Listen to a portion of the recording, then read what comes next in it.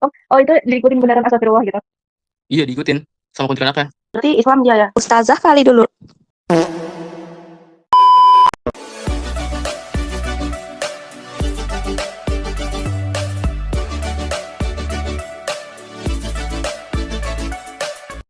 Bisa horor yang paling horor.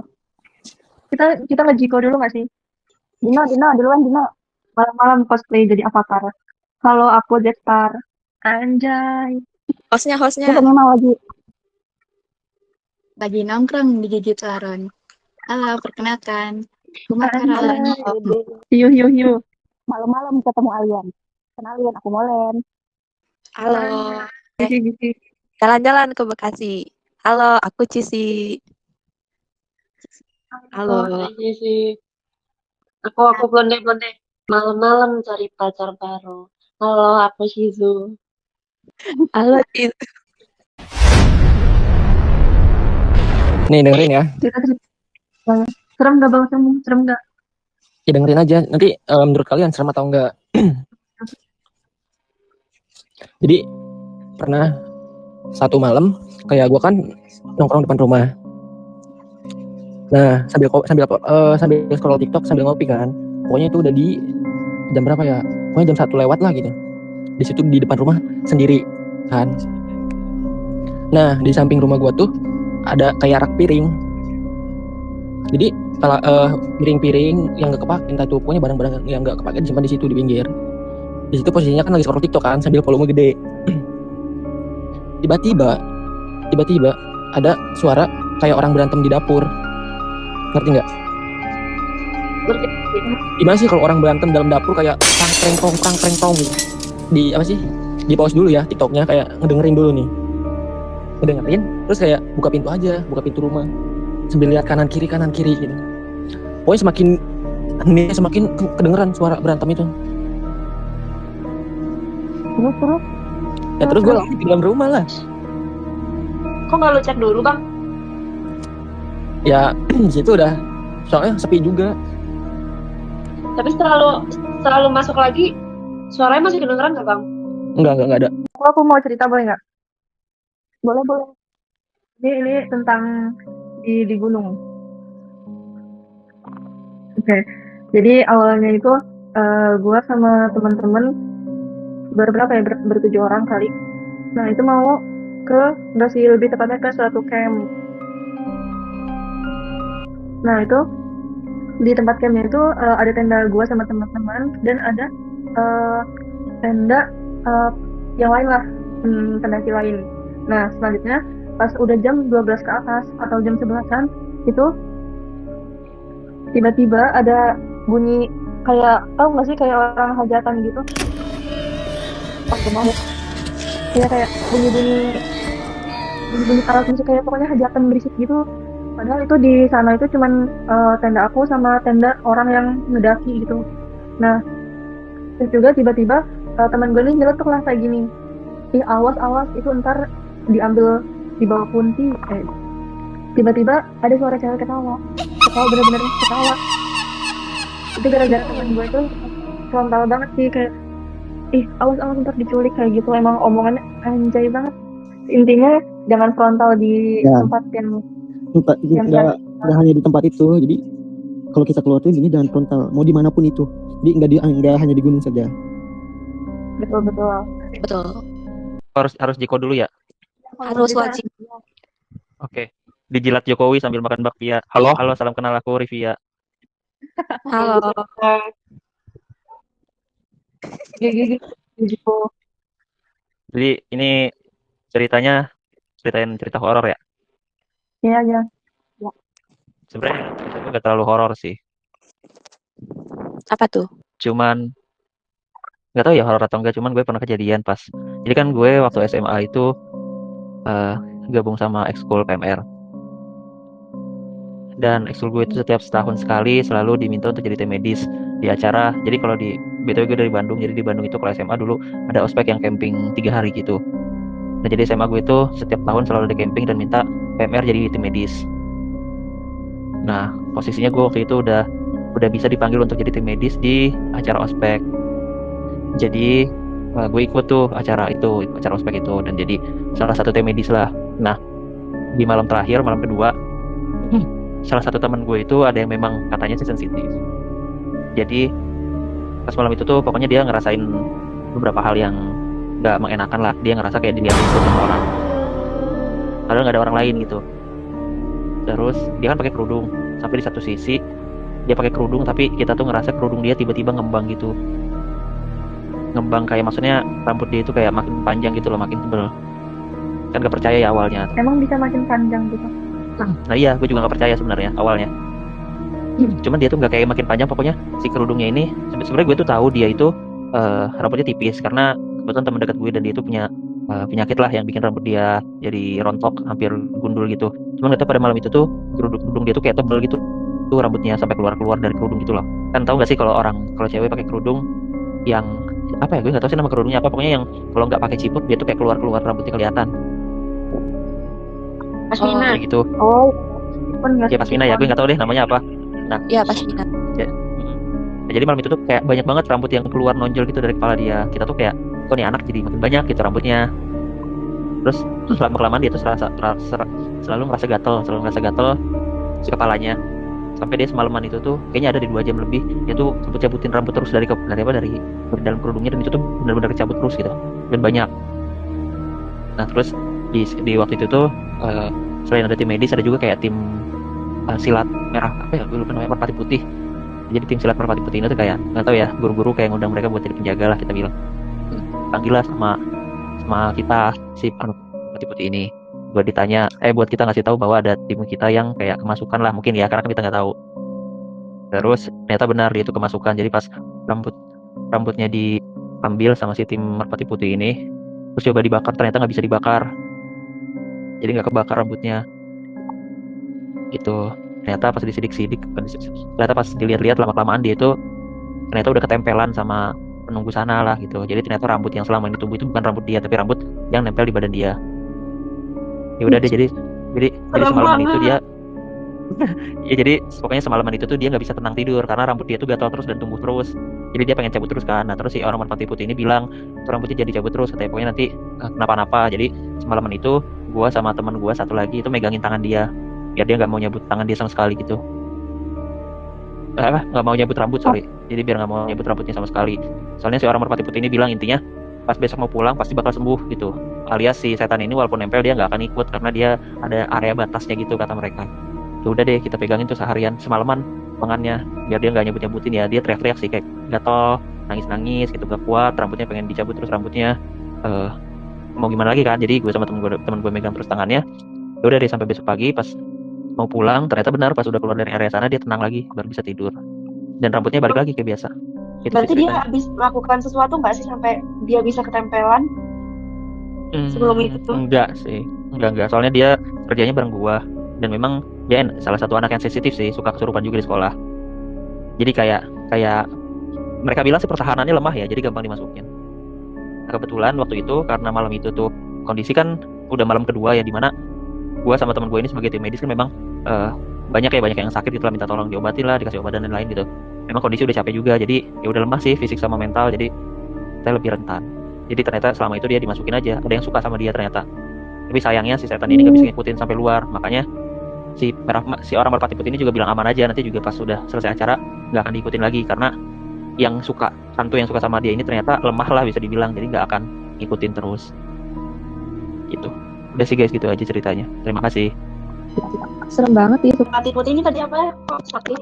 Bisa tahu? Dia tuh kayak ekskul silat sih kalau di sekolah gua.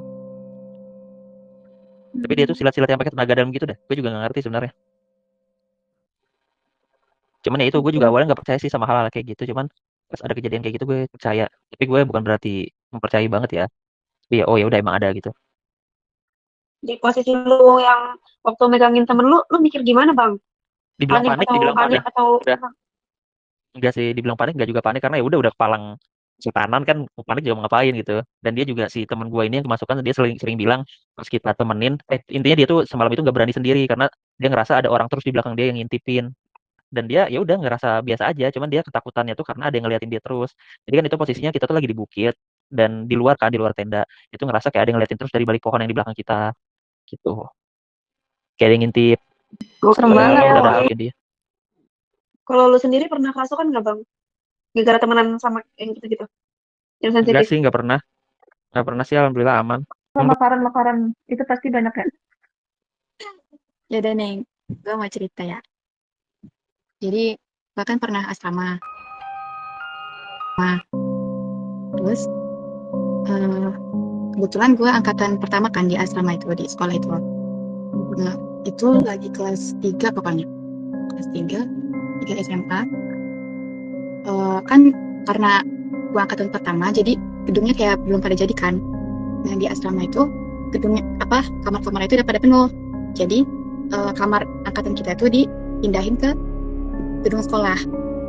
Jadi kan gedung sekolah kita tuh ada 3 lantai ya. Terus kamar kita para senior gitu ditaruh di paling bawah di ujung di lantai 1 tuh. Situ kan. Dan satu kamar itu ada berapa ya? 18 orang kayaknya. Lebih itu kurang. Ya, pokoknya kira-kira 18 orang satu kelas itu. Terus tapi ada juga sih yang masih di asrama angkatan kita kayak dibagi 3. 2-nya di asrama. Maksudnya kayak pembagiannya kan ada 3 kan. 2 bagiannya di asrama, 1 ini yang paling banyak di sekolah. Terus di samping kelas yang jadi kamar kita itu dipakai buat para ustazah itu kan. Nah besok ini pas malam-malam ya. Biasanya kan kalau udah pada mau tidur itu kan pada bersih-bersih kan. Nah kebetulan kita tuh pada gedungnya di sekolah, jadi kamar mandinya kan di luar. Kayak harus ngelewatin 2 kelas dulu baru ke kamar mandi. Nah kamar mandi di lantai 1 itu cuma ada 3, jadi kita kayak harus antri kan. Nah, ada juga sih kamar mandi, tapi di lantai 2 sama 3 juga, 3 ke 4 ya, pokoknya sekitar itulah. Tapi kan kalau malam pasti gelap kan ya, jadi pada mau di bawah. Paling ada beberapa yang di atas, cuman ya paling teman-temanan gitu. Terus kan gue udah selesai gitu antri habis bersih-bersih muka gitu. Udah gue ke kamar kan, gue siap-siap tuh mau tidur, ke skincare, terus beresin kasur gitu. Terus adalah temen gue beberapa masih di luar karena abis antri itu kan ada yang lagi mandi pokoknya malam itu sekitar jam berapa ya, 10:30 kayaknya. Nah habis itu gue udah siap-siap tidur itu tiba-tiba di luar tuh kayak ada suara orang lari kan. Tapi nggak terlalu yang ramai itu karena kayak cuma beberapa orang gitu. Terus pintunya kayak dia ngedobrak pintu gitu, ternyata itu teman gue kan. Inisialnya sebut aja R. Ya dia masuk sambil kayak mas-masan gitu. Terus dia kayak ke arah kasur temen gue kan. Kalau di asrama pasti kasur atas bawah kan rancangnya. Dia ngampirin yang di depan pintu ke orangnya lagi tidur, pokoknya kayak ngebangunin gitu kan.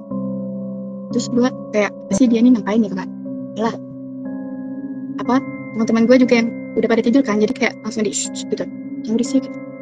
Ya udah kalau udah malam itu jadi udah tidur lah, lanjut tidur.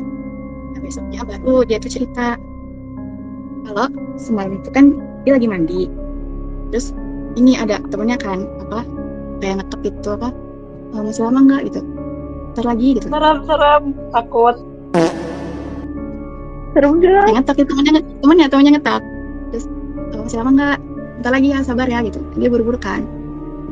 Teman gue yang ngetoknya ini inisialnya A, kalau yang diketok ini F kan. Nah habis itu si R ini udahlah selesai mandi keluar. Pas keluar itu dia ada temennya tuh si A ini ya berdiri gitu, cuman kayak nunduk gitu kepalanya, diajak ngobrol tapi dia diem katanya. Ya udahlah karena diem aja, jadi si R ini udahlah langsung keluar kan, beresin ember-ember gitu. Ya, habis itu dia karena ternyata dia tuh cuman berdua itu, jadi kan udah agak gelap kan kalau malam, jadi ya dia lari. Ternyata lari itu karena udah sepi. Terus tiba-tiba pas dia dobrak pintu itu, karena kan ternyata pintunya itu kayak agak macet. Terus pas dia kan teman gua yang A ini, dia kasurnya ya tepat ada pas dibuka pintu di depan kan, di bawah gitu. Jadi dia ngeliat kayak itu kok ada orang selimutan gitu. Ya udah dia ke situ buru-buru kan ngecek. Ternyata dia lagi tidur si A itu. Terus dia langsung yang bikin ribet itu karena itu. Jadi siapa dong yang di kamar mandi tadi? Itu malam. Iya malam, jam 10:30 kayak. Kalau Kita gue kalau mandi jadi kan R juga takut anjir. Iya, makanya dia sekarang jadi kayak apa-apa ditemenin, rada takut. Mungkin itu kembarannya ya. Karena kan pasti Tapi selain kalau di asrama gitu kayak gitu. si R ini ada yang ngalamin kejadian kayak gitu nggak? Teman-teman lo yang lain? banyak sih. Cuman gue pernah kejadian lagi sih sekali. Apa tuh? Jadi gue kayaknya selama gue hidup pernah 2 kali deh ngalamin yang bisa dibilang horor kali ya. Cuman menurut gue nggak terlalu horor sih. Yang kedua itu gue waktu itu kayaknya lagi tahun baru deh. Terus ada momen dimana om gue itu mau keluar kota sama keluarganya liburan. Dia minta tolong gue jagain rumahnya sendiri. Ya udahlah, karena gue udah biasa tinggal sendiri kan, jadi gue jagain rumah dia sendiri. Terus gue manggil sepupu-sepupu gue yang lain buat kita main bareng di rumah itu. Ya udah kayak biasa kan, namanya laki-laki main bareng, main game bola kan, main PS bola itu sampai malam banget tuh, sampai jam 2:30 pagi deh. Terus jadi mungkin kalau kalian mau bayangin, jadi rumah om gue itu dia kayak rumah satu petak. Dia tuh ada 2 rumah, cuman 2 rumah ini tuh kayak terpisah. Ada jalur, bukan jalur ya, ada jalan lagi yang menghubungkan mereka, tapi kayak 2 rumah terpisah tapi ada jalan yang menghubungin 2 rumah ini, dan ada halaman belakang yang saling bertemu gitu. Intinya gitulah ya. Terus di halaman belakang yang saling bertemu ini tuh ada kaca ya, kaca buat udara kan. Nah jadi kamarnya yang bisa gue tidurin ini tuh dekat halaman belakangnya. Nah selain halaman belakangnya saling bertemuan, di samping rumah om gue ini tuh ada kandang ayam sama kebun pisang. Itu tuh gelap banget lah. Dan rumah om gue ini tuh di daerah yang komplek tapi belum jadi komplek gitu loh, masih 5 rumah kayaknya, masih dibangun lah. Nah gue pokoknya main bola, game bola sama adik sepupu gue ini sampai jam 2:30 deh kayaknya. Nah udah jam 2:30 selesai kan, udah selesai, udah deh kita tidur. Nah pas tidur, kebetulan kita kamarnya itu di belakang ya, yang dekat halaman belakang tadi yang ada kaca. Jadi nggak tahu jam berapa, tiba-tiba ada yang ngetok-ngetok kaca. Ngetok-ngetok kacanya itu bukan ngetok-ngetok kayak tok gitu, tapi kayak nyuruh, kayak ngebangunin orang gitu loh, kayak orang mau masuk, ngerti nggak sih? Kayak ngetok kaca, tapi kayak dia tuh mau masuk ke dalam gitu. Oh, ngerti. Iya kayak gitulah ketokannya gitu kalau kalian mau bayangin. Terus gue sadar, tapi gue diem nih, gue nggak berani, jujur emang takut sih, sumpah takut banget gue waktu itu. Gue diem aja, gue pura-pura nggak denger. Terus gue ngeliat ternyata sepupu gue yang satunya ini juga nggak denger, dia bangun. Terus gue sama dia saling tatap-tatapan gitu kan, kayak ini siapa aja? Nggak tahu bang, kata. Ya udah didiemin aja kan, kita tidur lagi. Ternyata ngetok-ngetok lagi, kayak ngetok-ngetok manggil lah, tapi nggak ada suara. Ke jendela. Gue nggak berani lihat, gue nggak berani lihat jendela. Pokoknya setelah ngetok-ngetok itu gue rubah posisi tidur gue, sama saudara gue juga rubah posisi tidur ngadep tembok. Terus makin kencang tuh ngetoknya, kayak manggil orang lah gitu. Udah gue pura-pura berdiri, kayak pura-pura mau bangun ke WC, hilang suaranya. Udah tidur lagi gue. Sebenarnya gue berani bangun bang. gimana ya, sebenarnya yang gue takutin itu bukan hanya karena setan sih, karena kan daerah rumah om gue ini yang tadi gue bilang masih perumahan yang dibangun ya, takutnya maling juga. Jadi kita nggak tahu ya antara 2 itu. Jam berapa itu, jam berapa? Ini jam 3:30 atau jam 3 ya pagi. Iya bisa Pagi maling, banget. bisa Iya, masalahnya gue nggak berani lihat kaca, Abang. jadi gue nggak lihat sama sekali. Halo. Abang. Ya Mario mah ngapain apa? Iya makanya ngetok tuh kayak, lu tau gak sih, kayak orang baru datang ke rumah terus nyari orang di dalamnya gitu lah, ketok gitu. Ya udah itu sih salah. Gue lebih takut itu sama daripada kejadian yang gue bilang tadi di pas acara PMR. Gue lebih takut sama itu. Nah itu benar-benar gue ngerasain. Nice story bang, nice story. Nice story bang. Bikin merinding sumpah. Aku cerita terakhir itu. Waktu itu kan di kampus gua itu ada kayak latihan kepemimpinan dasar gitu, kayak tentara gitu lah ya. Nginep di barak berapa hari ya? 3 hari kalau nggak salah. Nah di situ tuh dimana malam, kalau nggak salah malam terakhir itu kan ada upacara api unggun besar-besaran. Tiba-tiba kan gue barisan paling belakang ya, itu dicampur di seluruh fakultas itu dicampur. Terus tiba-tiba dari belakang tuh ada yang teriak wah gitu. Ternyata ada salah satu tentara yang masukkan.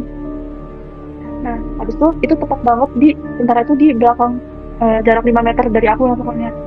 Nah habis itu semuanya pada ini kan kayak heboh wah pada nyamper. Nah terus dipisahin sama tentara-tentara di sana, jangan gak usah lihat katanya. Habis itu terus ada nyamber itu apa, kesurupan itu nyamber di sebelah aku kan, di sebelah aku ada regu lain gitu kan. Nah kebetulan aku paling belakang juga. Tiba-tiba yang di samping aku tuh dia tuh pingsan tiba-tiba ketawa sendiri, bener-bener di samping aku. Terus itu hawanya tuh dingin banget. baru pertama kali ngerasain hawa kayak gitu. Terus aku bingung kan, ini kok kesurupannya bisa nyamber gini ke yang itu belum ditanganin, yang ini juga malah kena. Terus tiba-tiba di ujung sana juga ada regu lain nyamber, jadi kayak kesurupan masal gitu lah. Habis itu dibawa kan ke yang kesurupan ini, dibawa ke ambulans kan. Nah, yang di samping gue ini yang pingsan dan ketawa-tawa ini, tiba-tiba kan gue ngerasain dingin banget, apa gue pengen kesurupan ya kata gue. Terus gue langsung baca ayat kursi. Habis itu yang kesurupan malah lihat teman gue dalam banget. Nah, habis itu tiba-tiba yang diliatin itu nyamber juga kesurupannya, pokoknya jadi kesurupan masal gitu. Kristen. Itu pokoknya heboh banget di situ. Malam-malam nyalain api unggun terus kesurupan masal. Kalau kata dokterku, kesurupan itu kan gangguan mental. Nah, kadang dia tuh apa namanya? Emang terjadinya tuh di keramaian gitu loh. Kadang mau nyari perhatian gitu loh, ngerti gak sih? Gangguan mental, Kenapa dia tuh mau nyari. nyamber? Nah, kan di suatu kelompok gitu kan, dia gangguan mental. Nah, itu tuh orang itu sebenarnya tuh butuh perhatian. Nah, jadi kelompok lain yang ngelihat satu orang di kelompok lainnya ini eh kelihatan kayak kesurupan, satu orang di kelompok lain ini, oh, gue juga butuh perhatian gitu loh. Jadi kadang makanya kejadian kesurupan massal. Itu secara medis Namanya ya, kalau secara medis. kalau gue belajar psikologi yang di apa namanya? Kan gue lagi modul ini kan, namanya dissociative trance disorder namanya. Nah, kadang dokter gue nyuruh ngasih obat penenang kalau buat yang kesurupan-kesurupan itu kayak gitu contohnya. Medis tuh mental kan ininya. Berarti kalau misalnya ada orang kesurupan gitu ya, itu tuh emang di sarafnya kayak ada rusak dikit atau gimana gitu. Nggak mungkin kan kayak tiba-tiba ngeliat orang kesurupan terus dia kayak berpikir, oh gue juga mau gitu. Pasti dia ada informasinya sarafnya yang rusak atau gimana gitu kan, yang memicu, makanya dia bisa ikut kesurupan gitu kan maksudnya. Ya, Yang benar. iya. Kadang ada juga yang apa sarafnya tuh yang keganggu gitu loh. Banyak gitu loh faktornya. Nggak cuman kadang ada tekanan berat, kadang dia lagi ngalamin sebuah apa masalah yang apa tuh namanya depresi gitu-gitu pokoknya. Ya. Jadi cerita temenku sih sebenarnya. Jadi dia tuh pernah dia jalan berdua sama saudaranya. Terus dia jalan malam lah. Terus kayak mampir gitu ke supermarketnya, sebenarnya pom bensin, cuman kayak ada supermarketnya gitu kan.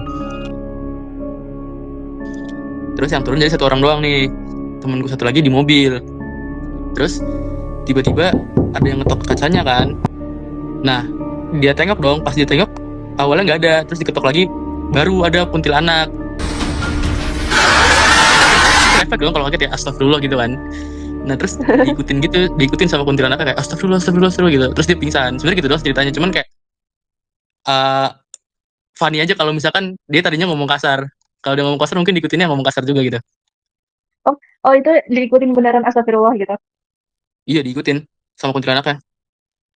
Nah, Kuntilanaknya pasti enggak, kalau jin kan memang biasanya gitu ya, kayak dia suka ngikutin, maksudnya dia biasanya lebih paham soal agama gitu loh. Jadi kayak diikutin kata-katanya.